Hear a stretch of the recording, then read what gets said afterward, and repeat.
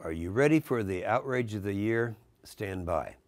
A little background here. When I became chairman of the Senate Environment and Public Works Committee, that was January of 2003, when Republicans were a majority, I laid out a number of goals. As the committee which oversees the work of the Environmental Protection Agency, I laid out goals that we would regularly conduct oversight of the EPA regulation to ensure that the EPA was not wasting our tax dollars. Now, one of the ways I identified that we were going to be ensure that the EPA was a good steward of taxpayer dollars was in the way the EPA awards grants to a variety of recipients.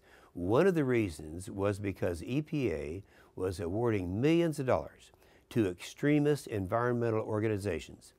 These are the same organizations who regularly sued the EPA and were awarded attorney's fees. On one hand, they were suing the EPA and getting taxpayers' money. On the other hand, they were getting grants from the EPA. The situation needed to be exposed, and I exposed it.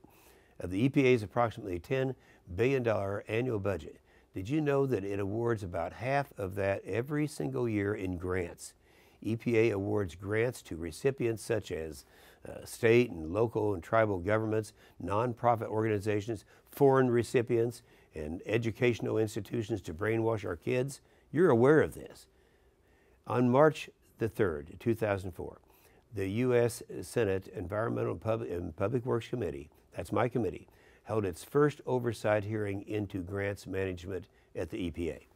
I said at that hearing, and I'm quoting now, "I want to announce to all of you today that this committee is going to take this oversight responsibility seriously in regards to grants management. I'm going to make a personal commitment that is going to change this time, and we're going to have accountability." Well, the committee heard the testimony from the Inspector General, the Government Accounting Office, the Taxpayers for Common Sense.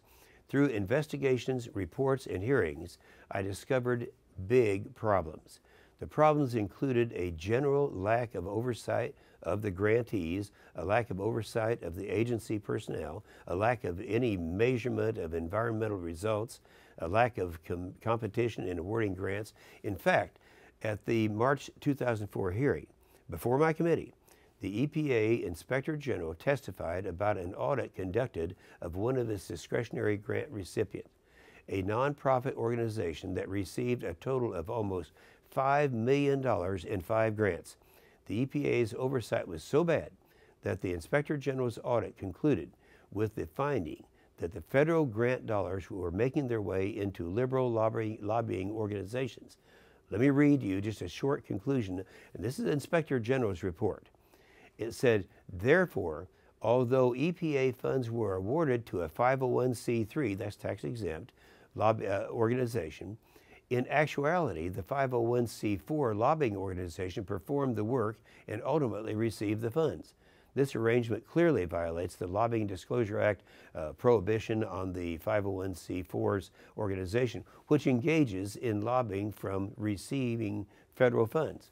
That's a quote out of their report. Now, in other words, unelected bureaucrats were using our tax dollars for lobbying, and lobbying for very liberal causes. So we started changing things. We forced the EPA to implement a new competition policy awarding funds. One of the major changes that continues to exist this day is I forced the EPA to start a grants award database, which is still featured on the EPA's website.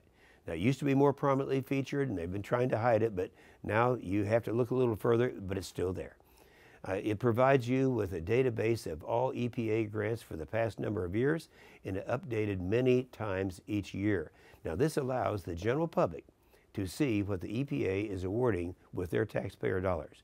In the House, Chairman Upton recently provided a list of grant awards on the EPA grant award database to foreign governments. Let me just provide a couple of examples. The EPA awarded $700,000 to Thailand to collect methane from swine farms. The EPA awarded $150,000 to Interpol for climate change programs. And Chairman Upton found another $27 million in examples. Now, why is this important today? As you know, I was the guy that stopped the Senate from passing global warming cap and trade legislation. It took 10 years to do that. Now you also know that the President Obama is trying to pass through his EPA regulations what he couldn't do legislatively. Now that would be, he wasn't able to do it with legislation, so he's trying to do it with regulations. That would constitute somewhere between a $300 and a $400 billion tax increase. But what you don't know is that the Obama EPA is sending out grants to countries to implement cap and trade that he couldn't get done in this country. Are you ready for this? The outrage of the year? The EPA awarded $718,000 to China's EPA to assist with control of air emissions. Keep in mind, this is the same China we already owe $1.2 trillion to, and we're sending them hundreds of thousands of dollars. We're sending your tax dollars to China to promote a liberal climate agenda that he couldn't get passed here. And now some of our Republicans running for the presidential nomination are getting wobbly on the global warming issue. They're getting afraid. I believe the global warming issue will be one of the major issues, if not the major issue, in determining who the Republican nominee for president will be. In the meantime, during our financial crisis, the Obama EPA is sending our tax dollars to China. It's not believable, but it's true. Outrage of the year? Yeah.